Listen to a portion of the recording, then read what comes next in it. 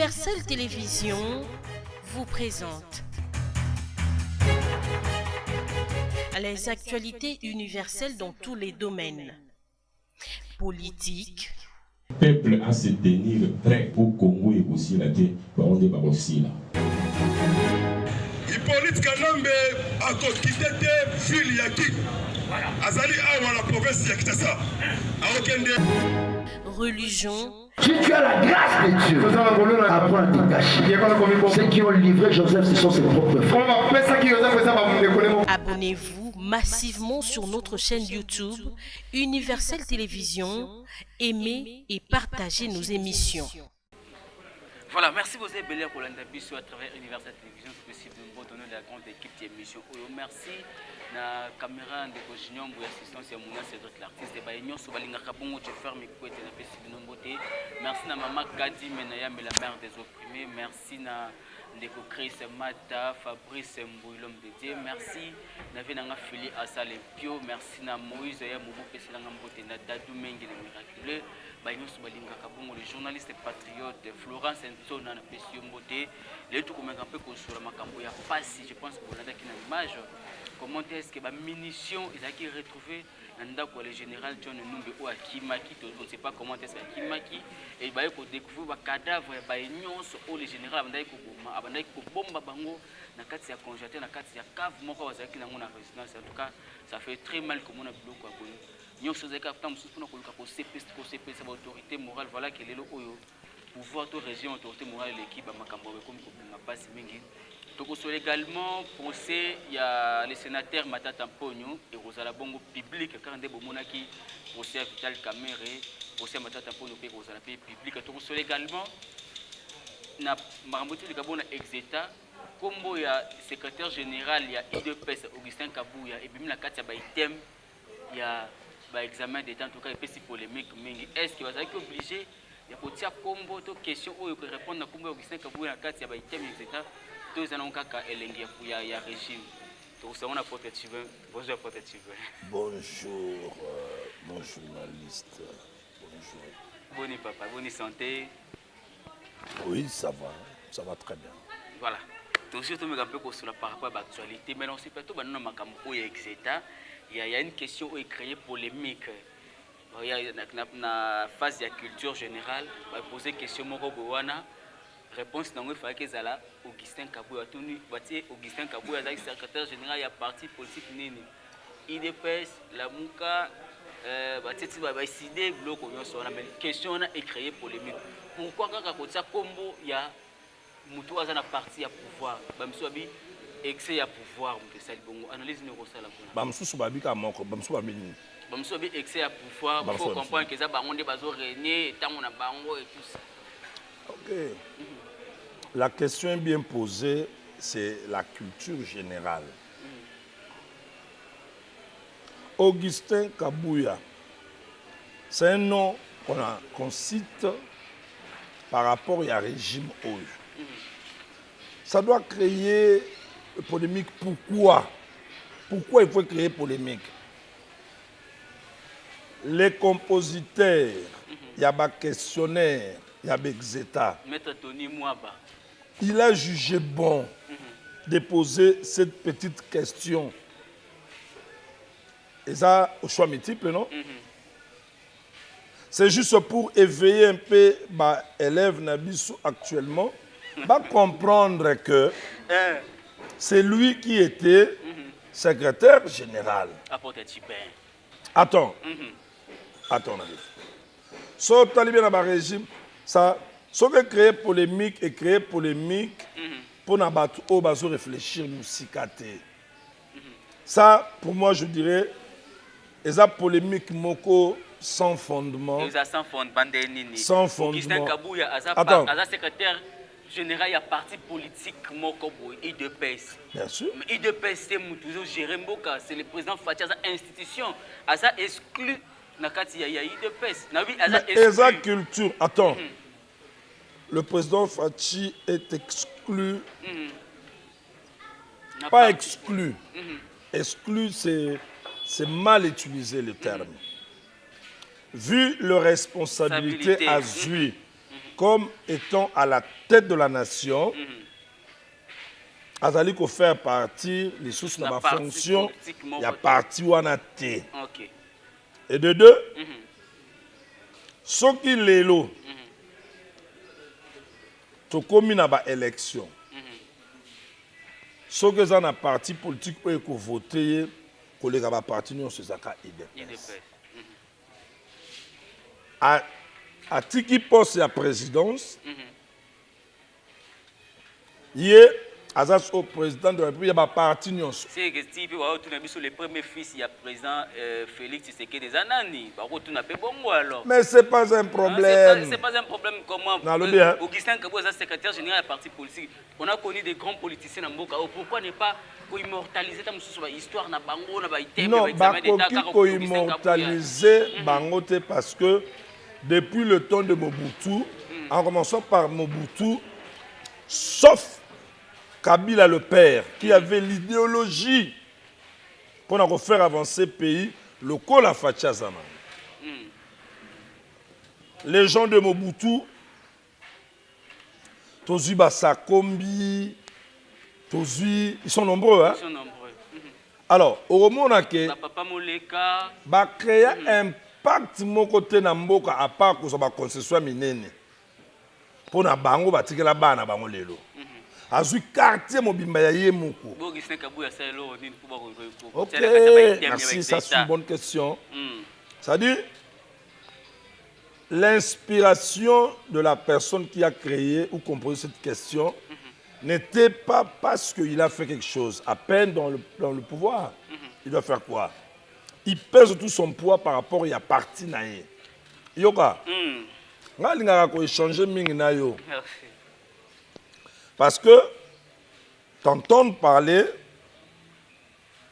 que ce n'est pas que Olingaka, il dépeste tout Olingaka pouvoir te affacher. Non, non. Non, je suis impartial. Mais, au milieu du village, aux opposés ma question par rapport à ma deux sons de cloche aux outa, na ba peuple. Mais quand il y a deux sons de cloche, on doit savoir que il y en a somme que ça qui tout. Somme sous c'est à Mabé. Apporte Tibet. Oui, pourquoi ils ont sonné Mabé? Maître Tony Mouaboza, ministre, il y a EPST. C'est qui? J'écoute la question. Ok. Maître Tony Mouaboza, ministre, EPST. Bayambe na Top Congo, alobi, ça fait partie de la culture Batbaye Baka, secrétaire généraux, et parti au bazar na pouvoir. Bamsous balobi, l'objet de la décomposition, tout ça qui a interview. Alors, ce n'est que normal, Maître Tony Mouaba a se défendre de bongo po. Tant que IGF a mis qui dossier concernant détournement, il y a 16 millions il y a Exeta. Moutayo Kanisaki Bangona Gilles Alingeti, inspecteur général des finances, et Augustin Kabou, secrétaire général de l'IDPS. Abi, pour nous récompenser par rapport à la prison, qui est juste pénalisé. Il y a un article comme Augustin Kabou, il y a un item Exeta. Attends. Le nom d'Augustin Kabouya comme secrétaire général, il y a parti, mais en réalité, il le pèse. Ça fait quoi? Attends.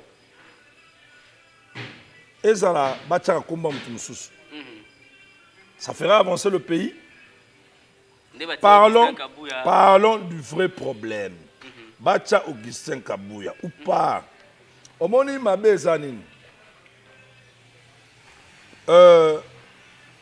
On s'est dit opposant. Mais ça doit être dans l'esprit d'avancer le pays. Une opposition républicaine. Voilà. Une opposition qui avance le pays. Une opposition laquelle on voit bino ma bonne opposition, bon associé à peuple. Mais tant l'opposition moko et donc créer polémique on dirait la musique ya ba wera na ba jibe. Ça n'a pas de sens.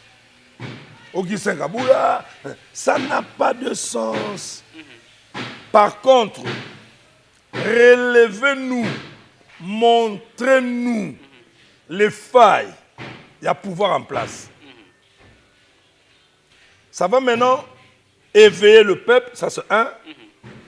Le peuple, à leur tour, feront pression. De deux, le pouvoir en place vont améliorer le travail. Le peuple a sali pression. Kalamingi te makambo ya ram, peuple a sali pression à marcher voire même mais lelo oyo ngana yo tout victime makambo ba ram wana ils ont continué. Peuple a sali pression, sali marche. Oui, à sali qui marche, on était là to pouvoir qui image na Wileri. To ibindenge pour makambo ram. Est-ce que lelo oyo. Est-ce que ba policier ba kangi ba même kanu fungula mais lelo oyo makambo ram ils ont continué toujours. Ah franchement, je ne suis pas au courant qu'il y avait marche pour na ram. Sogina yebaka ngana za pena mutali boso na lati polo na sa singa moko polo non ram parce que on doit nous expliquer tous un peuple naïveté tous un peuple abrutité tous un peuple insensité. Beaucoup des années on nous a manipulés par les présidents et leur gouvernement mais cette fois-ci aucun président et son gouvernement va manipuler le peuple congolais. Au moins, il mes années. Nous avons lancé un message oyo. Nous avons dit le président Fachi, le gouvernement. Imaginez-vous, dans la réalité actuelle, au monde où circulé, Moutou azana rendez-vous moko important. Il faut pas coûter na Moutou moko mwana na ye. Ada sérieusement malade. Il faut abenga mutuana à localiser ye pozo mbongo. N'a pas de difficulté, il avait que 2000 francs. Il prend 1000 francs, il met son crédit pour localiser mutuana. Aibisi soko komi. Na premier saute mutu ya chango. Benga ngai. À 8000 francs à check crédit. À Bengi, sachant que comme Moutou Alaki Mbongo est vraiment sérieux, et à repérer ses pas en occupation belé, à son déplacement. Tout le monde coma, comme dans un voyage missionnaire moko, na pio kaka, ok. Mon président Fachi et notre gouvernement, il y a union sacrée. Ce sont des réalités vraies qui se passent dans notre pays. À comme ce qu'on a premier saut mouton, il y a Tchang. Sachant que Naouti Kocha 1000. Alors, j'étais en train de dire que ce temps a commis na premier saut mouton, il y a Tchang. Ce cas un téléphone Android T, na vitesse sur nos amants parce que moi, si à Bengi un hôpital que moi na awa, ils ont une information sur ma kila. À commis Mutu alakaki mbongo akomi wana abandi kozela koto pe musale ezobenga na aéroport mutu wana akomi abenga boye unité eza te nautu recharge sikoyo atala boye ramu wana soki aza mundele soki aza nigérien soit ngwaka soko papa ramwana tozo bate aza mwana mwasi to mobali kibasa maliba ramwana tu habites sur ces colonies soit aza mutu soit aza société soit compagnie aboli wana ko nso mungala a mérite mais aboli pour ça on a canal nyoso aboli ni tangana. Imaginez-vous, peuple congolais, mon président bien-aimé, président Fachi, et notre gouvernement union sacré. Avec la vision de d'abord le peuple d'abord. Ce petit peuple avec ce petit moyen, il met son crédit. J'aimerais que nous puissions réfléchir. Parce que le pouvoir, avec le gouvernement d'union sacrée, ce sont des hommes et des femmes intelligent et sage. Et on voit que vous avez les soucis du peuple. Faites le calcul. Par jour, il gagne combien? Par jour. Toi, Moussikate, par jour. Ram coûte ça combien? Et quel est le rôle de cet argent que Ram gagne?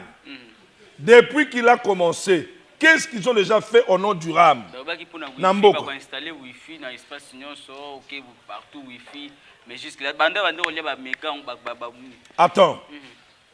Est-ce qu'il y a des émissions officielles pour expliquer au peuple congolais de partout dans le monde que ceux qui ont dégrené bino ba crédit autant et ça pour n'abouer. Est-ce qu'il y a des émissions ou bien ce sont des rumeurs?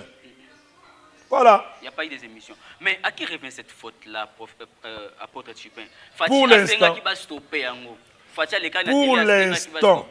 si le président Fachi, comme tu le dis, parce que nous avons l'information, le Gabisso. Ça continue. Ce qui le président Fachi arrête Kiango et que ça continue. Mais qu'il sanctionne. Si le président Fachi dit qu'on arrête ça, Naron Akimokondi qui est à la tête de la nation, il connaît l'origine Yaram. Mais il doit sanctionner. Je profite de le dire. Et l'oko a mis beaucoup de failles dans le gouvernement passé. C'est parce que M. Kabila, notre ancien président, avait manqué la notion de suivi. Mon président Fachi, je t'aime et nous t'aimons parce que c'est vous qui êtes à la tête de la nation. La notion de la suivi à ceux-là que vous avez donné des responsabilités comme ministre, premier ministre et ses ministres. Il faut qu'il y ait la suivi par rapport à travail na bango, na peuple. Au niveau, il y a peuple, que ça marche ou ça ne marche pas. Sauf que salamité, les années passent vite. Jusque-là, Tolingi au marqué bisona biloko belé, il y a ma casse pendant la gratuité. Jusque-là, il y a ma casse. Jusque-là, il y a ma casse. Au pendant que au pangus bisona mis gratuité. Jusque-là, malgré que l'assistance jusque-là, mais jusque-là, et que bien. On a pensa et que bien. Moi, marche mouké moukoyo, tu as dit que vous soyez que bien. Mais, levez-vous. Partons de vous, mon cher président que je respecte et que j'honore et que je vénère. Mon cher président. Vénérer, c'est trop dur, hein? Vénérer, c'est trop dur. Ça, c'est pas toi, c'est moi. Merci. C'est par rapport à la population. Vénérer, c'est trop dur. Attends. Tozalaki na église. Tozalaki na église moko boye. Baye koyemba banzembo ya Kabila. Akozonga. Akozonga. Moi, je peux pas chanter ça. Non, ça. Mais ça sera Fachi, que tu veuilles ou pas, si quelqu'un est élevé hautement, que tu veuilles ou pas, même lui-même qui sache ou pas, il y aura des gens qui vont adorer, qui vont élever. Dans ce cas, il faut tenir Kabila rigueur. Merci. L'église de Kabila. Il y a Bangokasi. Moi, je suis en train de dire.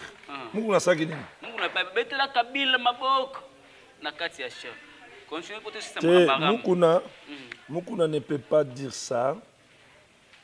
Il est évêque, archevêque dans la communauté ACK. C'est un papa que nous devons beaucoup respecter par rapport à son rang et par rapport à son travail fait sur l'étendue de la RDC et dans le monde. Quiconque ose toucher ce papa, le vec pasteur Mukuna, oui, soit dans monsieur Zalara, n'ako soit dans naote. Au moins mutu soit yo sakananga oyebi baleki nanga. Azo vante po, aotala ke dans un niveau nango zate. Ya baleki nango zate, obano ose. Tout pasteur qui ose parler en mal sur la personne de l'évêque pasteur Mukuna, il doit d'abord commencer par voir les enfants de l'évêque s'il y a égalité avec lui et les petits-fils de l'évêque s'il y a égalité avec lui. Même si marche ya évêque ils ont répondre té na baleki naé on doit toujours papa za respecter par papa rapport à nini lelo o batebe ba loba ke no o ça les éveil patriotique té il y a des occasionné ba tribal comme tribalisme oui oui ce sont des gens qui ne comprennent pas. L'évêque Mukuna l'a dit clairement na bande ko soutenir président Kabila. Mais tant qu'on a vendu, Nathalie Misala zo sala. Na munike ba société non se koufi. Ba industrie non se koufi. Na moni peuple a souffrir. Ngana za musali na nzambe. Na kokundi mndengo wana c'était clair. Après pouvoir naïe, est-ce que si c'était Martin Fayulu le pouvoir? Est-ce que tu as éveil patriotique au Mukuna au sala lelo oyo? Si seulement c'était Muzitu ou Fayulu au pouvoir. Muzitu ou Fayulu au pouvoir. Même Bango Moko, bayebi que par rapport à la réalité, ndenge mboke kende, bokonzi bango eza sikote.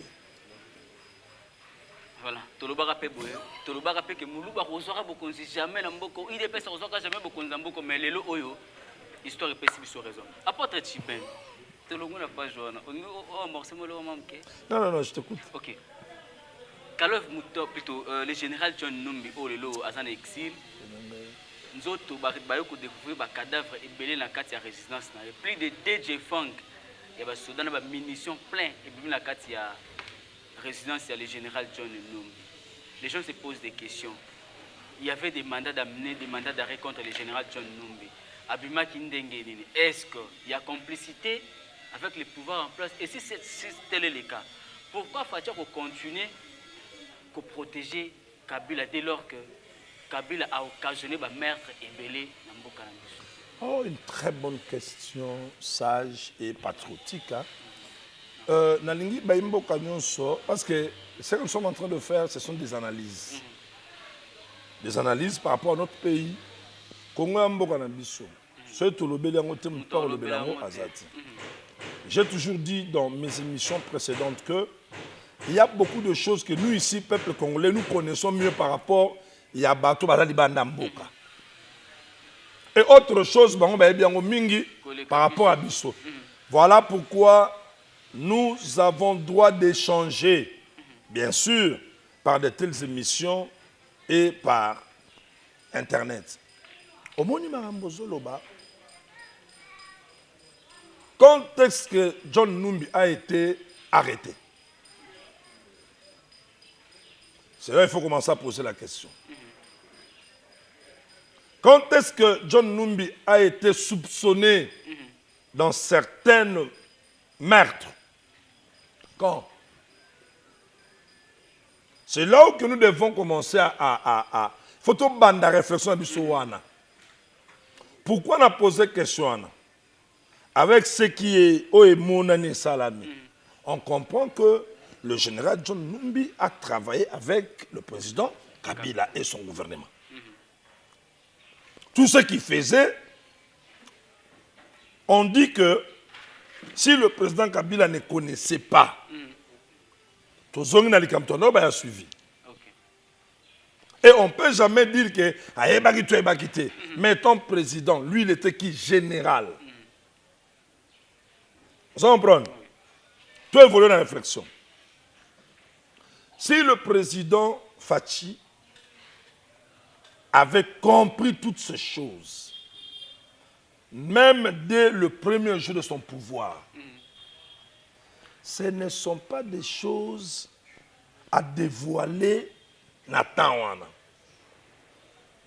Il a fallu qu'il soit sûr, qu'il soit d'abord assuré na pouvoir au azui. Mais on te permettre si John Numbi qui m'a Kalef Moutong le lot porté disparu. Il est les citoyens les mieux informés du pays. Bokonzi ya mboka oyo. Tala. Nazo Sabino Nzambe apesaki président Fachi Bamayele ebele et Dieu l'a protégé dans beaucoup de choses. Les 2 ans de coalition. Attends. Il ne faut pas dans la vie faire des choses avec beaucoup de précipitation. Il faut savoir s'asseoir. Regardez, un exemple banal. Olingi moi Simon. Bolingi za makasi. Bobo timwana. Déjà tant avant bobota. Banda madame moi sama berer ba makamali ba mikemke. Mais bolingi leki ozu versa Bible côté na bolingi na bino ba pagano. L'amour couvre tout. L'amour supporte tout. Te. Ngala ntanga tina ndape. Ngala opesa exemple. On doit analyser kaka. Te yo ndo solo ba wa yo. Te. Ngazo yo la nanga ya. Okotisi. Sikoyo bobo timwana. Mwasa konyeka ba biloko bando mona. Mais yo siko bolingo zaka makasi na mwasi. Misu ya bato. Na kozanga ko réfléchir mingi. Oye ko se décider mon ezana na boyi. Ouais peut tu na kende. Ouais peut tu na la comment nga? Ah peut tu kende. Comme les jeunes disent. Na mona ngwe pas frère na nga mokazaka mokambi na nga église. A boyi mwasi. Mais na kati ne bolingo ezaki. Omoni soki nanu okomi prêter na likambo. C'est ce que Fachi avait fait. Il n'était pas encore sûr au début de son pouvoir. Ça pouvait basculer d'une manière ou d'une autre. Attends, qu'est-ce qui s'est passé dans Brazza? L'Issouba président, ça soit quelqu'un à moi, retraite à Mkebo, il y a un coup d'État. À renverser. Oui, bien, ok. Ce que Salama Kibongo, pourquoi peut Salama Kabila laissé à Bendane. Parce que Tilelo, Mundela sa Kabila ni. Et l'autre?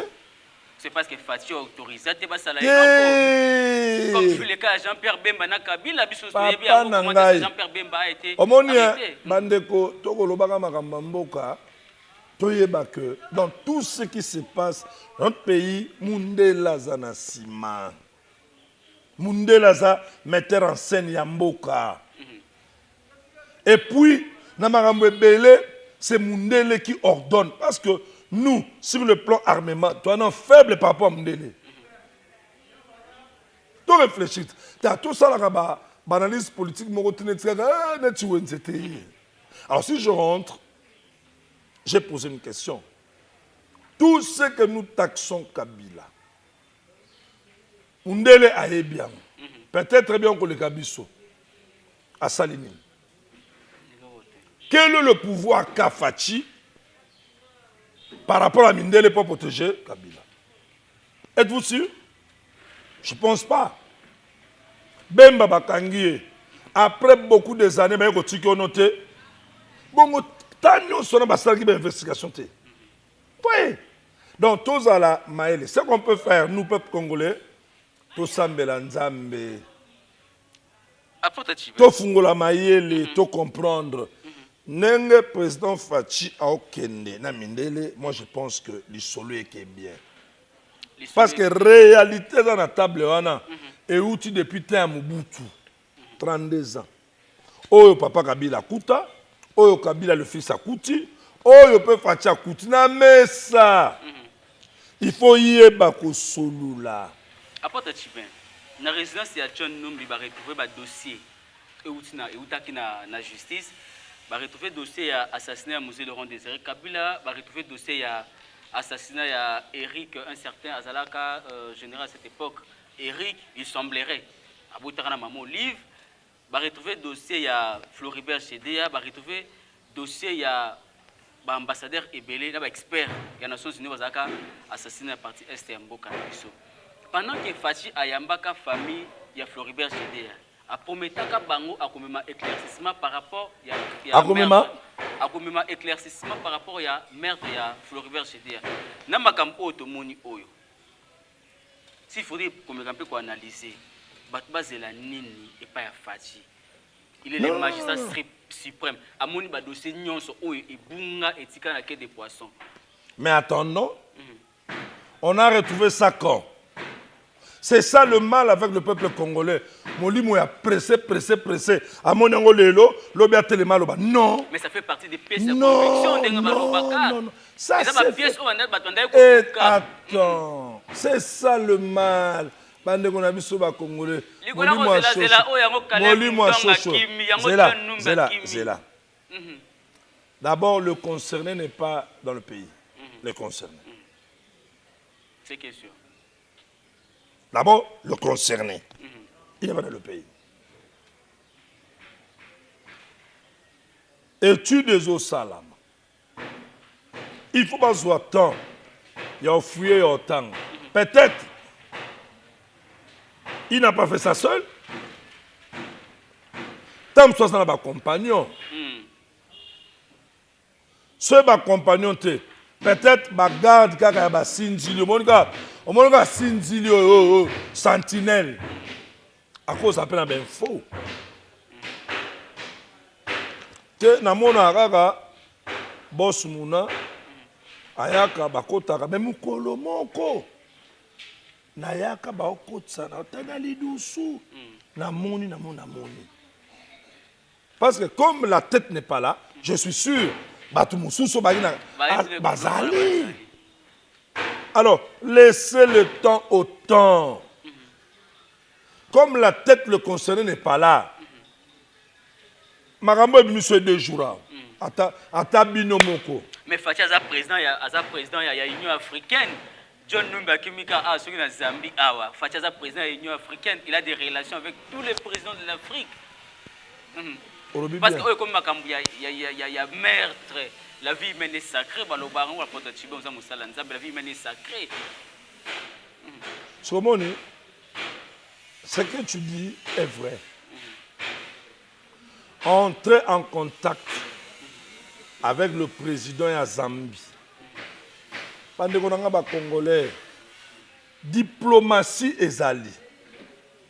Ça se fait pas net. Mouna, Nenin, Junior, Osap, Opa Kenzo, Nana Sawana, Nani Pilipili, ok, Bossi Maina Oyawana. Eza bongote. Yamaramba Mboka. Allô, non, j'ai fait, Bosap. Ote, toza suko na Guilin. Kenzo combien on a été pour charger dans les Zalakawa, na mon angote. À combien on a, toi, quand on a parlé, à combien on a, combien yo kanga simbeka na stratégie na oyawana. Te. Makambo na ndebo kansana te.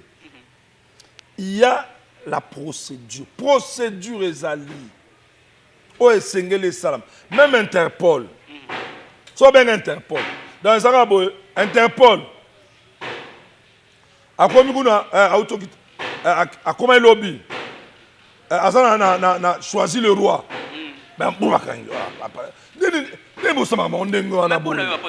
Une question de curiosité.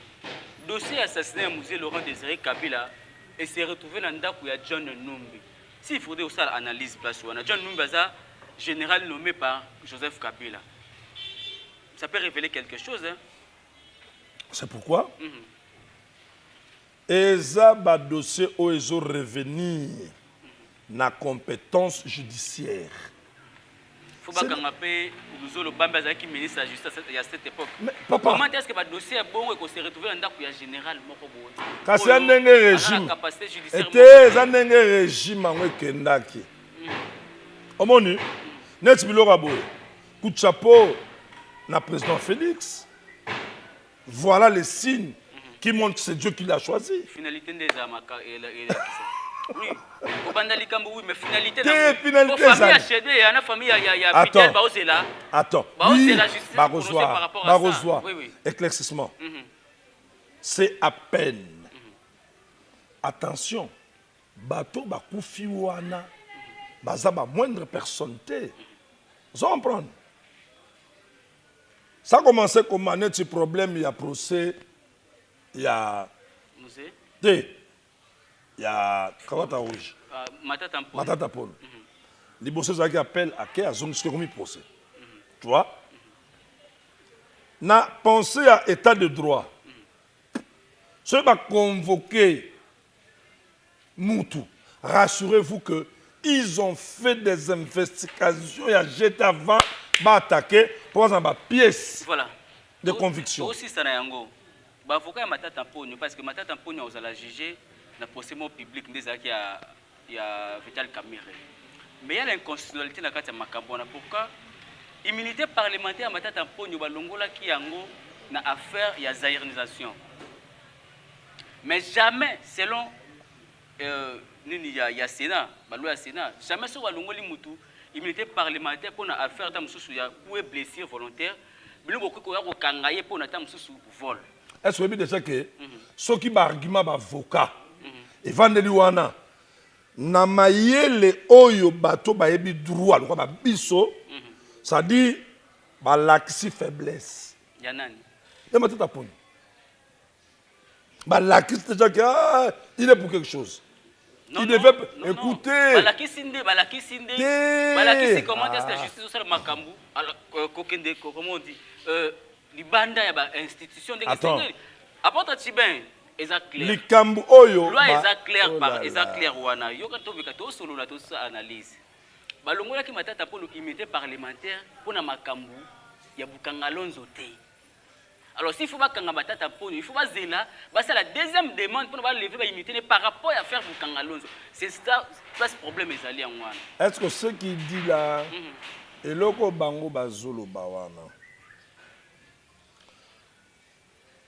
baza ko appuyer ngo na article nini, ya ba code, ya ba loi na biso. En principe, il faut balongola immunité 2 fois. Il faut qu'il y ait un soubassement par rapport à l'article de la loi. Yom Tolandé Bango. Bah s'appuyer sur l'article Nini. Il y a la loi Nabiso Mboka. Tu vois? Non, ça doit toujours avoir un... Attends, moi je ne sais pas. Attends d'abord, moi je ne sais pas.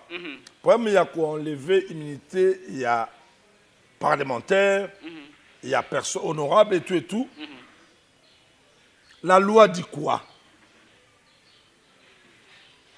Qu'est-ce que la loi dit? Est-il possible qu'il fallait balongolaye deuxième fois immunité wana? C'est ce qui prévoit la loi. Quel article? Chaque non. On les a loi parlementaire.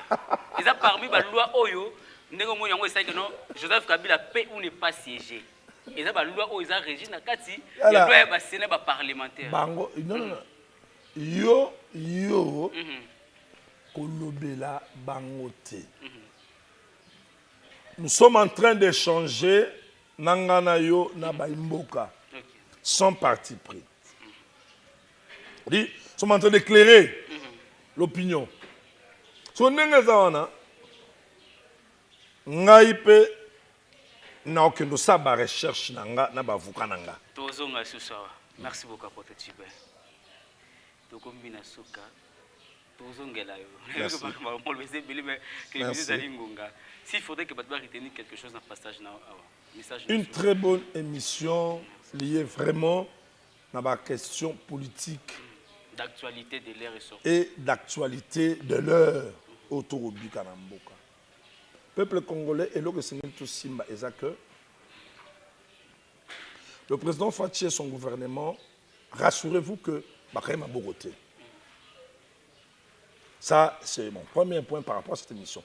Rassurez-vous que Bakangi m'a Bogoté. C'est à peine 4 mois. Le pays était pas dans le chaos, mais dans un trou. Il commence d'abord à faire le travail de faire sortir le pays dans le trou et de remarcher, de faire marcher le pays. Nous sommes de partout.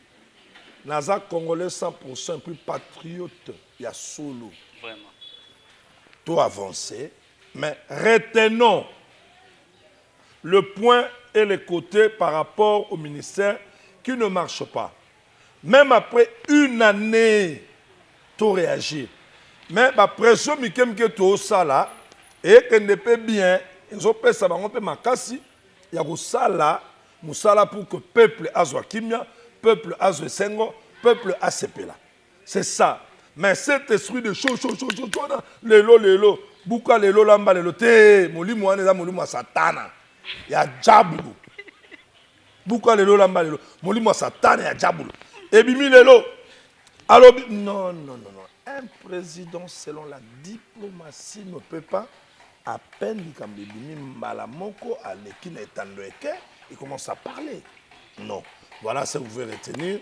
Et à la fin, espérons en Dieu. Mboko simba. Otambola.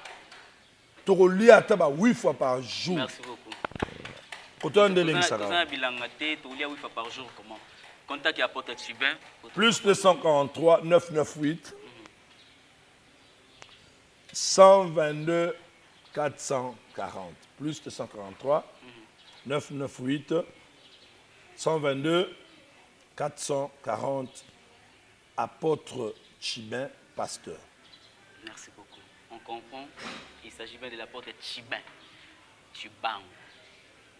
Apôtre Naro Zongelayo, prochainement sur l'émission, comment est-ce que Mboka peut se développer, hormis les minéraux, parce que tout ça, la terre arabe, nous sommes la possibilité de centre.